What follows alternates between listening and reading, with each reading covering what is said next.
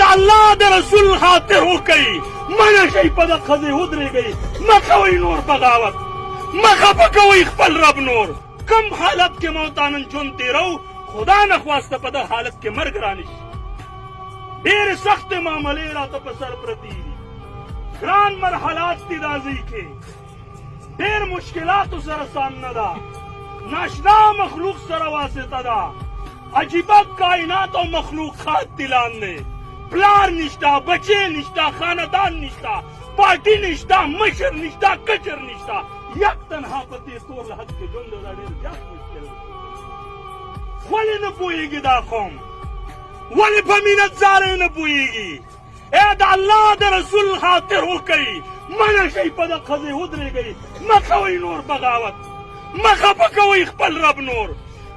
مه پېمال کوئ د رسول الله طریقې نورې د الله د پیغمبر د یو ادنا وارث په حیثیت درته مینت کوو مه اړوئ زموږ خبرې په ګپ باندې مه کوئ داسې گفتگو چې په ورځ د قیامت جواب نشي کولی مه ژبه خوځوه په داسې انداز چې سبا یې در سره دلیل نه وي مه کوه داسې مجالسو کې ناسته چې سبا یې در سره جواز فتوه نه وي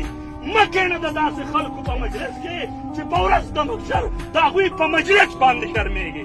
مه کوه مرسته د داسې خلکو په کومه ورځ باندې چې د رب کائنات په دربار کې په هغه صف کې ودرېدل نه غواړې دنیا ده په دې کې به حیثیت د مسلمان ژوند تېروي الله یو قانون را لېږلی دی الله یو دستور را لېږلی دی الله د مسلمان دپاره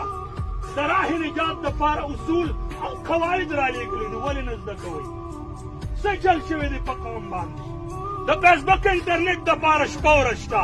5 منټه د قرآن د تلاوت دپاره نشته شپه ورځ په ګندګو کې که زه کلمه تېره کړم او قسم وخورم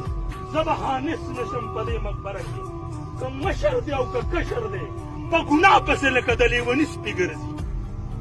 والله چې دا سریعان شروع ده که مشر دی او که کشر دی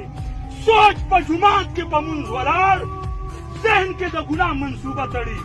تلاوت د قرآن کوي په ذهن کې د ګناه لهرونه تاویږي په لار روان دی په ذهن کې د ګناه منصوبې تړي قسم درته خورم په مونځ باندې ولاړ د الله په نافرمانو کې مبتلا